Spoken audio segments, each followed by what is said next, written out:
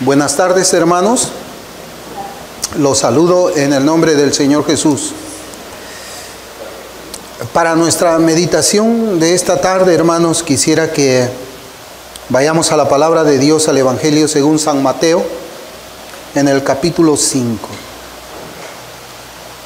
Mateo capítulo 5, vamos a leer los 12 primeros versículos. Y quisiera, hermanos, comenzar una serie en este día domingo acerca de las bienaventuranzas, del sermón que el Señor predicó en el Sermón del Monte, las bienaventuranzas. La Escritura dice: viendo la multitud, subió al monte, y sentándose vinieron a él sus discípulos, y abriendo su boca les enseñaba, diciendo: bienaventurados los pobres en espíritu, porque de ellos es el reino de los cielos. Bienaventurados los que lloran, porque ellos recibirán consolación. Bienaventurados los mansos, porque ellos recibirán la tierra por heredad. Bienaventurados los que tienen hambre y sed de justicia, porque ellos serán saciados. Bienaventurados los misericordiosos, porque ellos alcanzarán misericordia. Bienaventurados los de limpio corazón, porque ellos verán a Dios. Bienaventurados los pacificadores, porque ellos serán llamados hijos de Dios. Bienaventurados los que padecen persecución por causa de la justicia, porque de ellos es el reino de los cielos. Bienaventurados sois cuando por mi causa os vituperen y os persigan, y digan toda clase de mal contra vosotros mintiendo. Gozaos y alegraos, porque vuestro galardón es grande en los cielos, porque así persiguieron a los profetas que fueron antes que vosotros. Es el Señor Jesucristo el que predica su conocido Sermón del Monte, el cual pues ha quedado registrado en 3 capítulos del Evangelio de Mateo. Están en el capítulo 5, 6 y 7. Y él comienza, hermanos, este sermón predicando la sección a la que se le ha titulado como las bienaventuranzas, que es sobre las cuales yo quisiera que iniciemos una serie al cual llamaremos también por ese mismo nombre. En este sermón debemos ver al Señor Jesucristo derramando su corazón por medio de sus palabras eternas. Por ello debemos prestar atención a sus palabras, pidiendo la ayuda del Espíritu Santo para hallar la aplicación de este sermón a cada una de nuestras almas. El doctor Robert Raymond escribe en su Teología Sistemática, en el capítulo referido a la doctrina de las Escrituras, que la NASA gasta muchos miles de millones de dólares en sus intentos por conocer o conseguir una comunicación con otros mundos distintos al del planeta Tierra donde nosotros habitamos.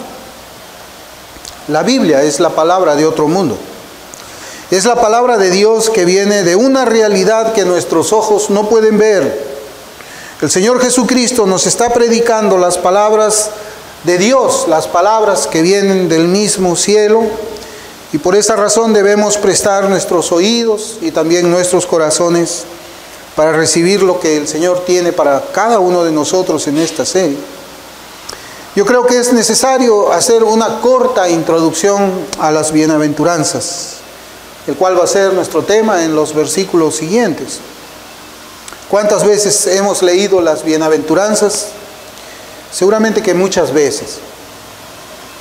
Y quizá también hemos escuchado algunas enseñanzas, algunos sermones, algunas meditaciones acerca de lo que cada una de ellas enseña.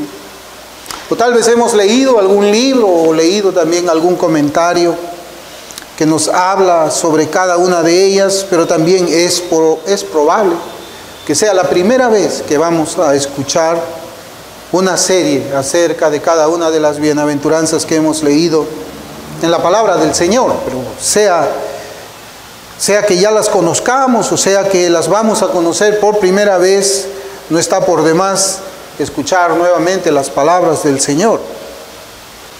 Quizás una de las primeras preguntas que vienen a cada una de nuestra mente es si este es el mismo sermón que había predicado el Señor y que está registrado en el capítulo 6 del Evangelio de Lucas. La respuesta a esta interrogante es que se trata de dos sermones completamente diferentes. Y esto lo podemos explicar, lo podemos ver por medio de la cronología que vemos en el Evangelio según San Mateo, comparándola con la cronología que hace Lucas en su Evangelio. En el Evangelio según San Lucas, el sermón se registra en el capítulo 6, en los versículos del 20 hasta el versículo 26. Y vemos que que el Señor escoge a sus apóstoles en los versículos del 12 al 16. Es decir, el sermón de Lucas está registrado después que el Señor Jesucristo escoge a sus apóstoles. En el sermón que hemos leído nosotros ahora, lo leemos en el capítulo 5 de Mateo, pero la elección de los apóstoles se registra en el capítulo 10 de Mateo. Por lo tanto, vemos que se trata pues de dos sermones diferentes. Al sermón registrado en Lucas se le llama como el sermón del llano, por las siguientes palabras. En Lucas 6:17 dice: y descendió con ellos y se detuvo en un lugar llano en compañía de sus discípulos y de una gran multitud de gente de toda Judea, de Jerusalén y de la costa de Tiro y de Sidón, que había venido para oírle y para ser sanado por sus enfermedades.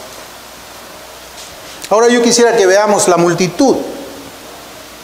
La multitud a quienes el Señor les predica estas bienaventuranzas. El versículo 1 del capítulo 5 de Mateo, donde comienza nuestra lectura, dice la palabra del Señor: viendo la multitud, subió al monte y sentándose vinieron a él sus discípulos. Lo primero que notamos, hermanos, aquí es que el Señor no desperdiciaba las ocasiones que él tenía para predicar y enseñar. Vemos por la Escritura que él enseñaba en el templo. El Señor Jesús enseñaba en las sinagogas. El Señor Jesús enseñó desde una barca. Y ahora él está enseñando desde un monte. Cuando el Señor vio a las multitudes, él subió al monte. Y aquí él se estaba poniendo la luz que debe de ponerse sobre la montaña. Cristo llama a sus ministros la luz del mundo, y esto podemos verlo en Mateo 5:14. Dice: vosotros sois la sal del mundo, una ciudad asentada sobre un monte no se puede esconder. Cuando Cristo sube al monte, él es la luz que está subiendo al monte, y el Señor llama a cada creyente, a cada ministro, como la luz del mundo que se pone sobre un monte. Muchos creen que ese monte es el monte Tabor, que tiene una altura de 650 metros, no es muy grande. El Salmo 89:12 dice: el norte y el sur tú los creaste, el Tabor y el Hermón cantarán en tu nombre. Y aquí está el Señor en el monte Tabor, predicando la palabra de Dios. Si seguimos, hermanos, los últimos versículos del capítulo anterior, el capítulo 4, en el versículo 23, leemos que notamos que la fama del Señor había sido difundida por causa de la manera en que él predicaba, así como las señales milagrosas de sanidad que hacía en favor de los hombres. Por eso es que encontramos, hermanos, que al final de todo el sermón del monte, leemos que las multitudes aclamaban de Cristo diciendo lo siguiente. En Mateo 7:28-29 dice: y cuando terminó Jesús estas palabras, la gente se admiraba de su doctrina, porque les enseñaba como quien tenía o tiene autoridad, y no como los escribas. Ahora veamos la motivación del Señor. La motivación del Señor es la misma motivación que debe tener todo creyente cuando ve una multitud de personas quienes necesitan la salvación, personas que no saben dónde pueden encontrar la salvación, no saben cómo encontrar la salvación. Esa fue la motivación del Señor cuando vio a las multitudes. Personas que necesitaban salvación, no sabían dónde encontrar la salvación, no sabían cómo alcanzar la salvación. Por eso es que Romanos 10, yo voy a leer desde el versículo 12 al versículo 14, la Escritura dice: porque no hay diferencia entre judío y griego, pues el mismo que es Señor de todos es rico para con todos los que le invocan. Porque todo aquel que invocare el nombre del Señor será salvo. ¿Cómo pues invocarán a aquel en el cual no han creído? ¿Y cómo creerán en aquel de quien no han oído?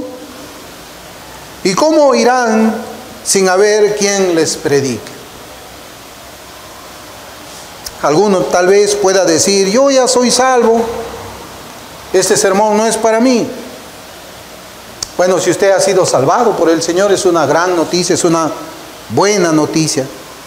Pero por medio de estas enseñanzas, de esta serie que vamos a comenzar el día de hoy, podemos aprender sobre la forma en que podemos compartir el Evangelio del Señor con aquellos que están sin Dios por el mundo. Pero estábamos hablando nosotros también de la motivación del Señor y la motivación que también debe ser la nuestra. La Escritura dice, en Mateo 9:36 dice: y al ver las multitudes, tuvo compasión de ellas,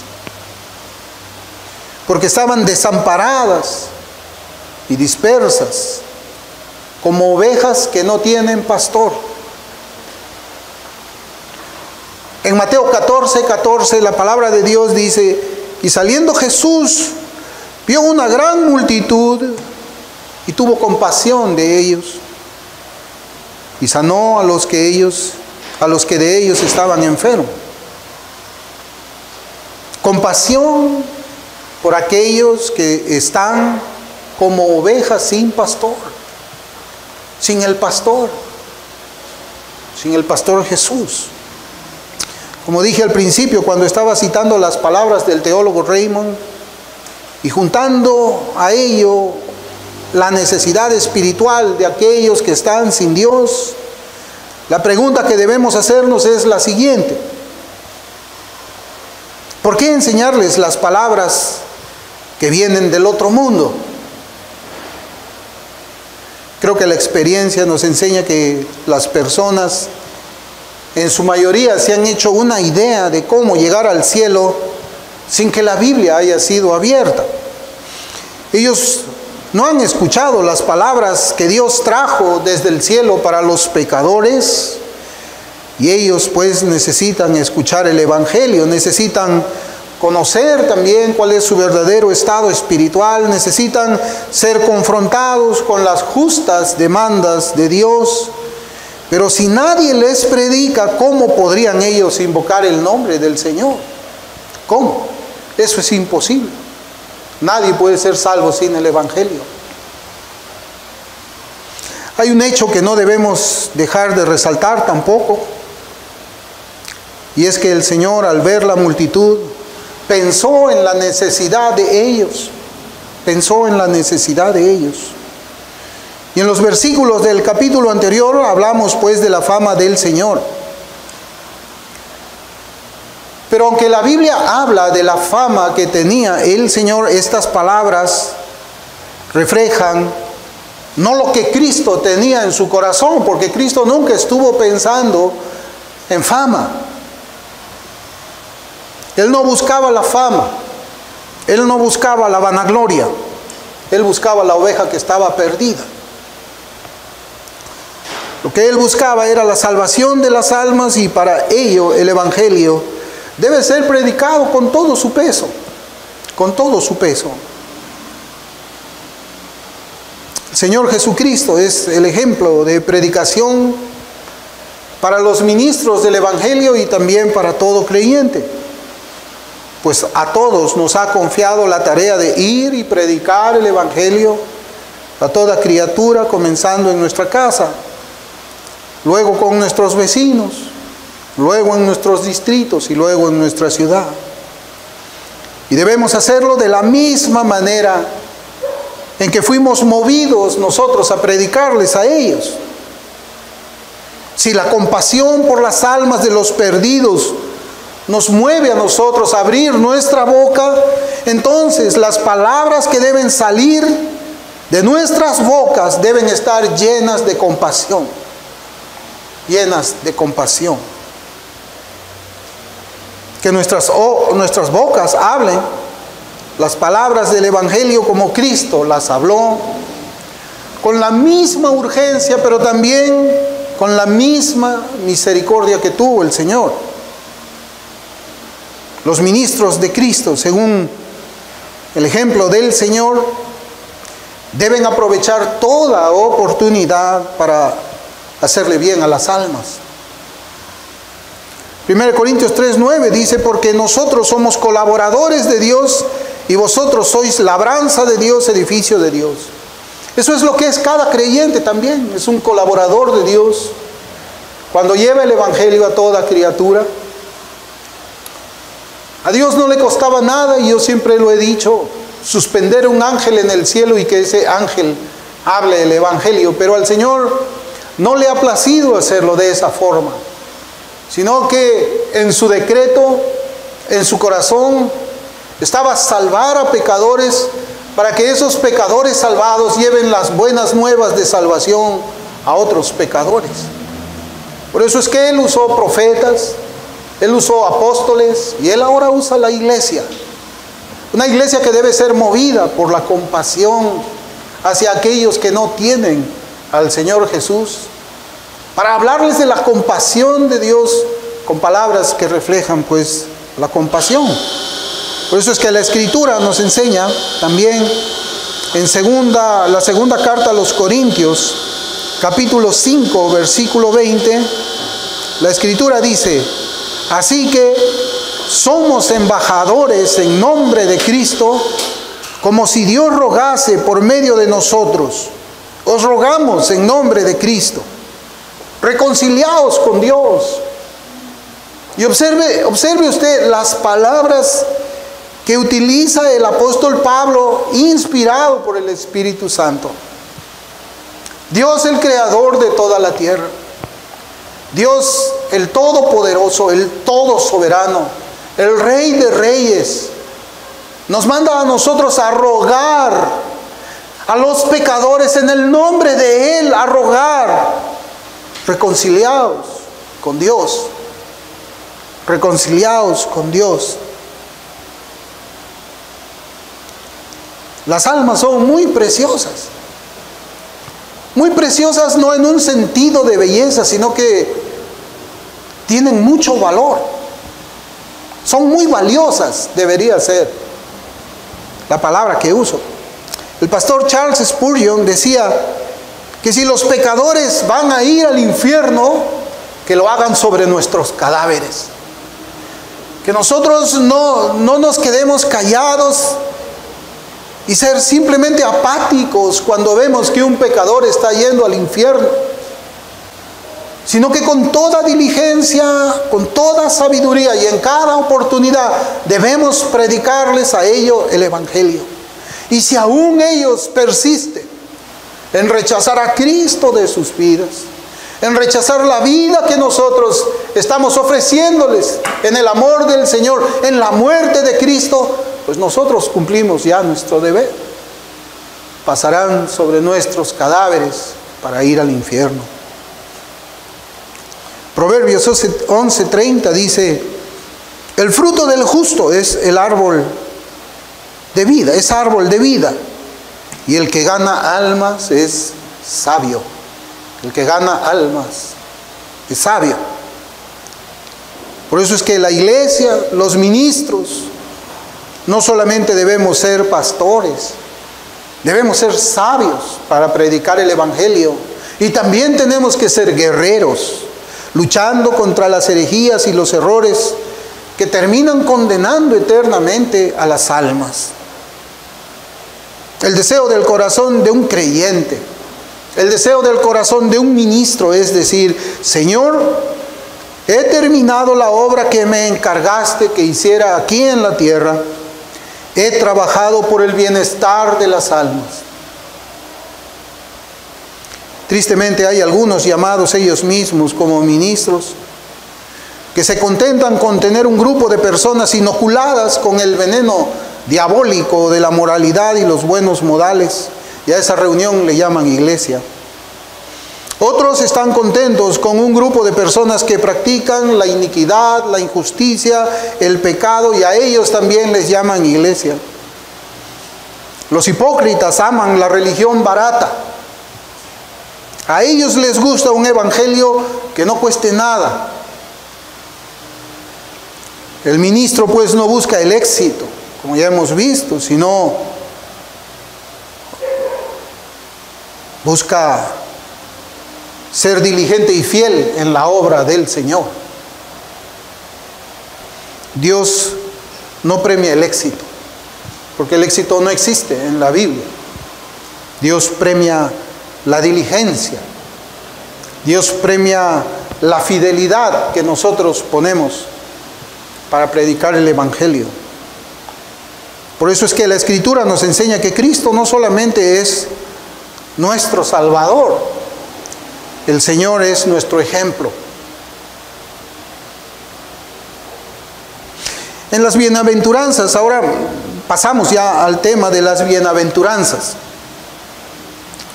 En las bienaventuranzas tenemos un resumen de lo que es la religión verdadera. El mensaje del Señor, si usted lo ve en cada uno de los versículos que hemos leído, es uno que trae promesas y trae también bendiciones. Cada uno de los versículos, hermanos, trae una promesa, pero también trae una bendición. ¿Y en qué consisten esas bendiciones? ¿En qué consiste?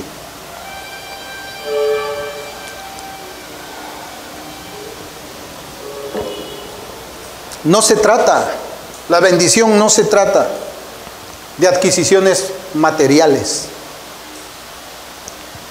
Las bendiciones o las bienaventuranzas o el bienaventurado pues no trata acerca de cosas extraídas de este mundo. No, nada de eso. Porque el pasaje que hemos leído en Mateo capítulo 5, desde el versículo 1 al 12, en ninguna parte se nos dice: bienaventurados los que tienen posesiones terrenales. Entonces las posesiones terrenales no es una bendición o una bienaventuranza, en el sentido en que nosotros estamos viendo la Escritura.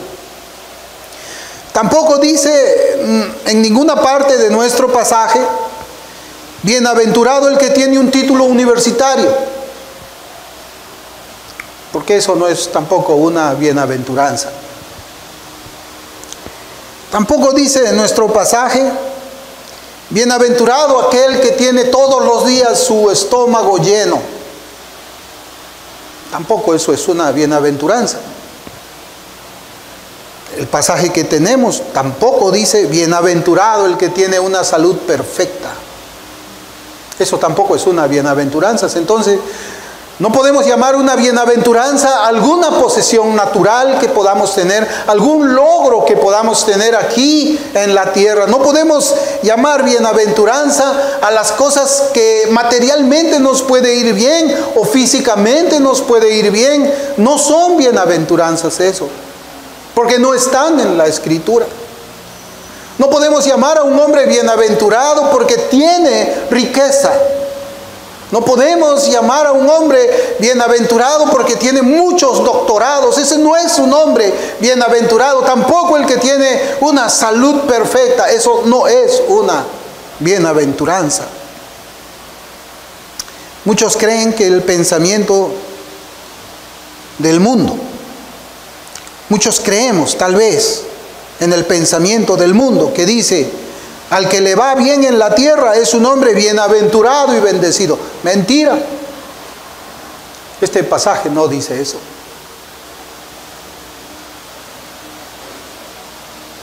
No dice eso.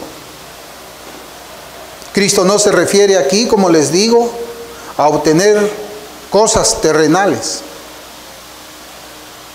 Pero ellos creen que porque Dios les concede algunas cosas materiales en esta tierra, ellos pues son bendecidos o bienaventurados. No es así. No es así. ¿Sabe por qué no es así? Porque las cosas terrenales son temporales. Todo lo que viene de esta tierra, todo lo que conseguimos en esta tierra es temporal. Son como el hielo en la mano del hombre. Son como el hielo en la mano del hombre. Primera de Juan 2:17 dice: y el mundo pasa y sus deseos. Proverbios 23:5 dice: has de poner tus ojos en las riquezas, siendo ningunas, porque se harán alas como alas de águila y volarán al cielo. Eclesiastés 5:10 dice: el que ama el dinero no se saciará de dinero, y el que ama el mucho tener no sacará fruto también. Esto es vanidad. Por eso es que el Señor, que inspiró estos pasajes, no puede llamar bienaventuranza a ningún logro terrenal. La verdadera bendición y bienaventuranza del hombre es ¿qué cosa? Es el bien supremo de su alma. Esa es la verdadera bienaventuranza. Deuteronomio 33:29.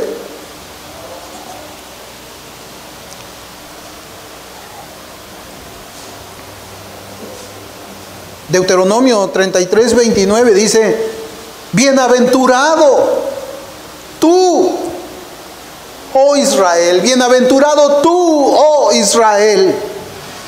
¿Quién como tú?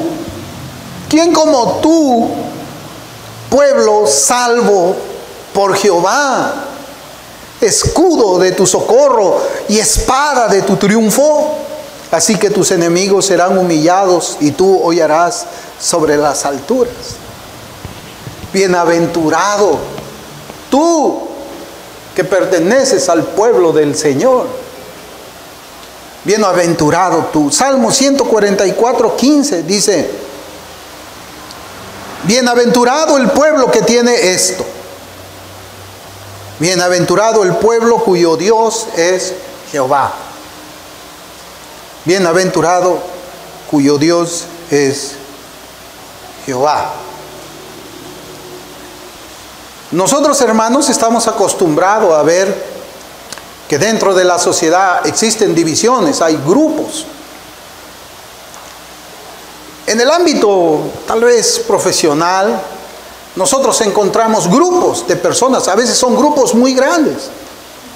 Está, por ejemplo, el colegio de abogados. Ahí se reúne todo un grupo de abogados. Existen los clubes. No sé si usted ha conocido también en Lima los clubes. Por ejemplo, está el Club de Leones, está el Club Tacna, el Club Huánuco, de esas ciudades. Y esos clubes también reúnen un grupo muy grande de personas.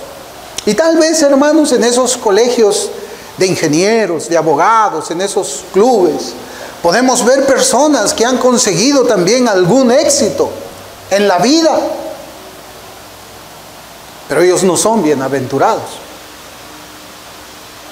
No son bienaventurados en el sentido en el cual el Señor Jesucristo nos está hablando a nosotros por medio de su palabra. No son bienaventurados. Puede ser también de que encontremos una organización de miles de personas que dicen: con mis hijos no te metas. Van miles, ¿verdad?, en esas marchas. Pero eso no necesariamente es un pueblo, un grupo de personas bienaventurados. Porque la gran mayoría de ellos no tienen a Jehová como su Dios, no tienen al Señor como su Dios. Pueden estar peleando por valores morales, sí, pero no son bienaventurados, porque la Escritura dice, bienaventurado el pueblo que tiene esto. Y puede ser también que pensemos que la nación de los Estados Unidos es un pueblo bienaventurado. Es un pueblo bienaventurado porque tiene riqueza económica, porque tiene poderío militar, porque tiene tantas cosas materiales. Pero no es necesariamente un pueblo bienaventurado, sino que el pueblo que está dentro de ese pueblo, el pueblo que está dentro de esa nación y que tiene al Señor como su Dios, ese es el pueblo bienaventurado, no toda la nación. La presencia de Dios en su alma, en el alma de un ser humano, es el bien supremo para el hombre. Cristo, ¿cuántas veces hemos leído en la Escritura de Cristo? Cristo es nuestro escudo. Cristo es nuestra porción. Cristo es la roca y el cuerno de nuestra salvación. Yo le pregunto, ¿es para usted también Cristo todo eso? ¿Es Cristo la roca de su vida? ¿Es Cristo el escudo de su vida? ¿Es Cristo la roca y el cuerno de su salvación? Si no es así, usted no es bienaventurado. La verdadera bendición es poseer algo que es eterno. Ya hemos visto, a las riquezas le salen alas y vuelan. ¿Usted alguna vez ha visto cuando muere un hombre que tiene dinero, que saquen todo el dinero de la cuenta de él y lo pongan en su caja con él? O que saquen todas sus joyas y las pongan en su caja y le digan, bueno, llévate eso para la eternidad. No. Desnudos salimos del vientre de nuestra madre y desnudos también nos iremos de acá, sin nada. Por eso es que la verdadera bienaventuranza no descansa en lo material, descansa en lo que es eterno. Eterno. La eternidad es algo fijo, es algo que debe hacer bien a nuestras almas. Y esa es la eternidad en paz, en unión y en comunión con Dios. Eso, cuando alguien, un hombre, un ser humano, tiene eso, es bienaventurado. Pero ¿sabe qué? El pecado le roba al hombre esa bendición. El pecado le roba al hombre esa bendición, le roba esa bienaventuranza. El pecado no arrepentido. Cuando se predica la palabra, se ofrece la salvación y el cielo a quienes están sin Dios por el mundo. Es realmente triste terminar en el infierno luego de escuchar las bendiciones de estar en Cristo. Es triste. Hay cosas que hasta para el mundo pueden resultar locura. Y digo que para el mundo pueden resultar locura porque yo recuerdo de la letra de una canción del mundo ahora, y perdonen que haga esta comparación, pero quiero demostrarles que aún para el mundo es insensata algunas cosas. Había una letra de una canción donde dice, morir de sed teniendo tanta agua. Morir de sed teniendo tanta agua. Es como morir sin Cristo después de que te lo han presentado como la salvación, como la bienaventuranza para todo ser humano. Si después que Dios ha puesto la vida delante de ti y luego complaces tus apetitos carnales, tus apetitos mundanos, cuán imperdonable será tu negligencia. Y cuán incomprensible tu miseria. Y perdone, cuando hablo de miseria, yo también pienso en algo que aprendí en los libros de historia del Perú. cuando decían que el Perú es un mendigo sentado en un banco de oro. ¿Ustedes se imaginan eso? Es raro, es contradictorio. ¿Cómo puede haber un mendigo que tiene un banco de oro? Así también es incomprensible la miseria del alma después que se presenta la vida eterna en Cristo. Cuando hablamos, hermanos, de la salvación, y a veces esto es también, algunas veces, el testimonio, creo que de todos nosotros, cuando hablamos de la salvación o cuando alguien se acerca también a un cristiano y dicen, bueno, pues tú escogiste hacerte cristiano. Y la sociedad piensa eso, aún aquellos que se oponen al cristianismo hablan de una forma insensata. De una forma insensata dicen, pero bueno, hay que dejar al niño que escoja su propia religión. Hay que dejarlo. De repente él quiere ser católico romano, de repente él quiere ser evangélico, de repente quiere ser musulmán, de repente quiere ser un Hare Krishna. Hay que dejarlo, no hay que instruirlos en los caminos del Señor. Hermanos, y cuando yo escucho a veces todas estas cosas, yo me pongo a pensar cómo es que Dios salva. ¿Cómo es que Dios salva? Y es que el hombre no escoge su religión. Ninguno de ustedes escogió ser cristiano. Yo tampoco escogí ser cristiano. ¿Por qué? Porque en Romanos 3:11 dice, no hay quien busque a Dios. No hay quien busque a Dios. Entonces, si no hay quien busque a Dios, ¿cómo es que somos cristianos? No es algo que yo escogí. Y es más, yo nunca hubiese escogido al Señor. Nunca lo hubiese hecho. Yo aborrecía todo lo que tenía que ver con Cristo. En mi necedad yo me burlaba del Señor. En una cantina, cuando estaba con mis amigos bebiendo, y me burlaba, hacía chistes de la muerte del Señor y hacía que otros se burlen del Señor. Así que yo no buscaba a Cristo. Yo tenía mi pensamiento en otras cosas. No me gustaba estar cerca de cristianos, no me gustaba que me hablen de la Biblia, no me gustaba nada de esas cosas. Y entonces, ¿cómo es que fui salvo? ¿Cómo es que el Señor me puso aquí donde yo estoy ahora? Alguien me predicó el Evangelio. Y el Señor destruyó toda esa resistencia que había en mi corazón. El Señor perdonó las veces que yo me burlé de Él, que yo hice escarnio de Él, que hice chistes de Él, que fui el instrumento para que muchos se burlen del Cristo crucificado. El Señor me perdonó todo eso y rompió todas esas barreras una por una hasta que alcanzó mi corazón. Yo no buscaba al Señor, usted no busca al Señor, es el Señor quien le busca a usted. La Escritura dice, por eso es que, hermanos, yo les comentaba esto porque yo no estoy tratando de convencer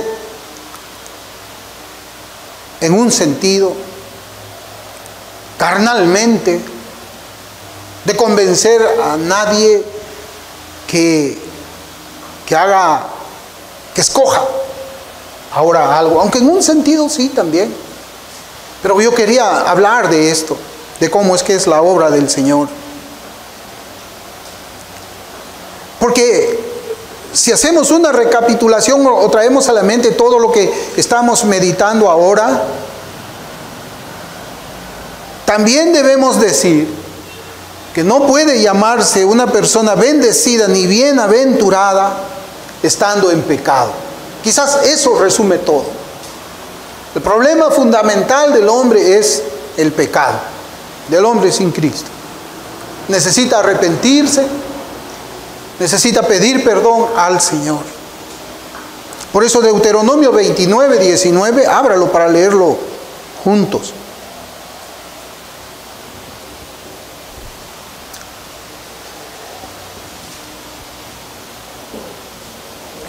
Deuteronomio 29, 19 dice: y suceda que al oír las palabras de esta maldición, él se bendiga en su corazón, diciendo: tendré paz, aunque ande en la dureza de mi corazón, a fin de que con la embriaguez quite la sed. Tendré paz, aunque ande en la dureza de mi corazón. Hermanos, esa no es una bienaventuranza. No podemos engañarnos. El problema fundamental del hombre es ese, es su pecado. Y si nosotros no aprendemos a ver el pecado como Dios lo ve, no vamos a poder ser salvos. Porque no lo vamos a repudiar como el Señor lo repudia. No lo vamos a ver como el Señor lo ve. No vamos a poder hacer eso. Y saben, hermanos, yo que les estaba conversando, les estaba compartiendo acerca de mí, hubo una cosa que sí, yo me preguntaba, después de que ese hombre, como yo les comentaba que era yo, fue salvado, fue hallado por el Señor y salvado y llevado hasta el redil donde estaban las ovejas de Cristo, yo sí me hice una pregunta: Señor, ¿por qué no me salvaste cuando yo tenía 8 años? Señor, ¿por qué no me salvaste cuando yo tenía 15? ¿Me salvas a los 40, cuando mi cuerpo ya no tiene muchas fuerzas? Prácticamente había gastado yo mis fuerzas en el pecado.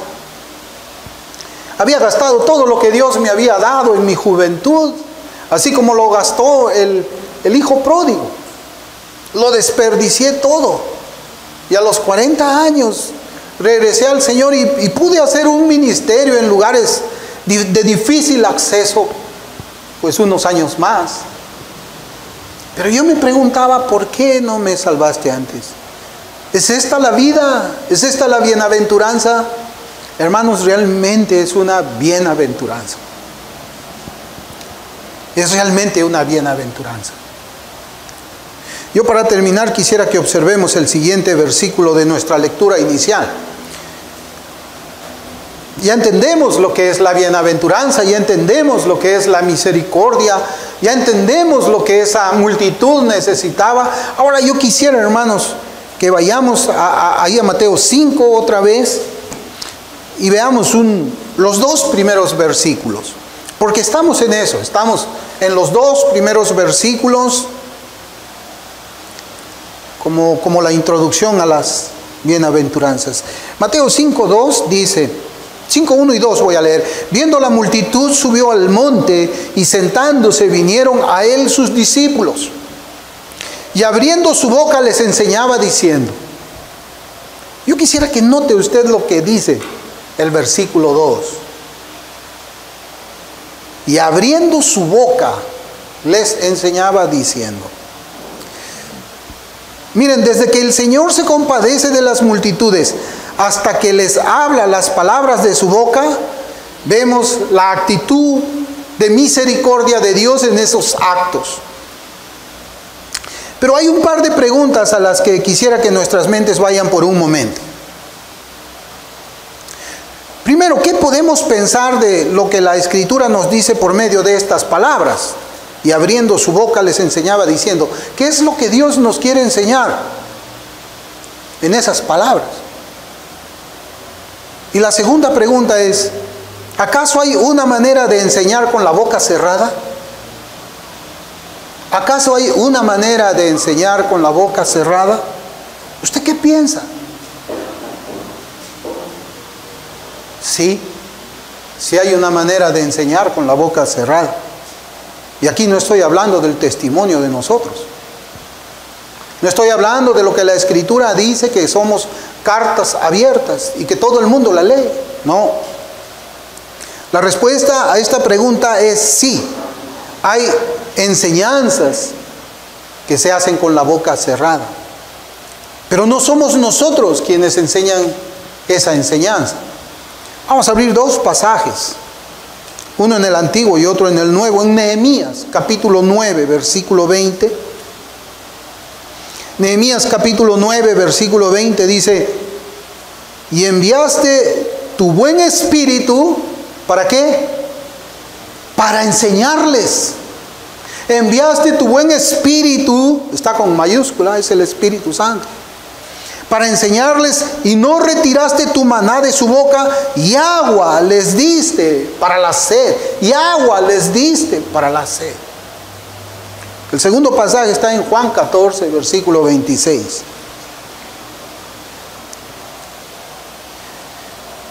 Mas el Consolador, el Espíritu Santo, a quien el Padre enviará en mi nombre, Él os enseñará todas las cosas y os recordará todo lo que yo os he dicho. Hermanos, John Gill tiene un excelente comentario del versículo de Juan que he citado y que nos enseña sobre la manera en que el Espíritu Santo enseña las cosas al pueblo de Dios. Y yo quisiera que prestemos atención aquí. John Gill dice: Él los enseñará todas las cosas. Esta es la obra y el ministerio propio del Espíritu: enseñar, interpretar y explicar todas las cosas que Cristo les había dicho, para hacerlas más claras y fáciles de entender, para instruirlos en todas las cosas necesarias para la salvación y sean conocidas por ellos, para que puedan enseñarlas a otros. Esto en la teología, hermanos, se llama como el llamamiento externo y el llamamiento interno. El llamamiento externo de la palabra de Dios es lo que hace un predicador desde un púlpito, es lo que hace un hermano hacia otra persona que no conoce al Señor cuando le predica el Evangelio. Les llamamos, les invocamos de que ellos, abrimos nuestra boca para invitarlos a la bienaventuranza de tener a Dios como nuestro Padre, como nuestro Dios. Pero hay una enseñanza interna, que es la enseñanza del Espíritu Santo. Es la enseñanza que en la experiencia de todo creyente va destruyendo capa tras capa de resistencia. Y la enseñanza del Espíritu, hermanos, en la Escritura no es una enseñanza nueva, ni tampoco es una enseñanza que está fuera de la palabra de Dios, de la Biblia, como si se enseñasen nuevas revelaciones, sino que enseña las cosas que son acordes con la palabra escrita de Dios. Bienaventurados, bienaventurado el pueblo que tiene a Jehová como su Dios, bienaventurado aquel hombre a quien el Espíritu Santo le instruye la palabra de Dios en su corazón. Bienaventurado aquel hombre a quien escucha el llamamiento interno del Espíritu Santo en su corazón. Bienaventurado el hombre a quien Dios va haciendo la obra en su corazón, destruyendo toda resistencia, arrastrándolo a los pies de Cristo para que consiga la salvación de su alma. Bienaventurado es ese hombre. Bienaventurado es aquel que tiene al Cristo eterno. Bienaventurado, y créame, es bienaventurado. Es dichoso, es feliz. Es un hombre contento, es un hombre que vive en paz, porque Cristo es la roca y el cuerno de su salvación. Porque va a enfrentar la muerte que no sabe cuándo viene, pero está tranquilo porque el día que llegue va a ver a su Señor. Porque el día que llegue la muerte va a entender que ha escapado de ese lago eterno donde la llama nunca se apaga y el gusano nunca muere. Ese es bienaventurado. Ese es bienaventurado. Ese es bienaventurado. Busquemos, hermanos, entonces, la enseñanza espiritual de estas bienaventuranzas que el Señor nos va a enseñar en los domingos sucesivos. Vamos a orar.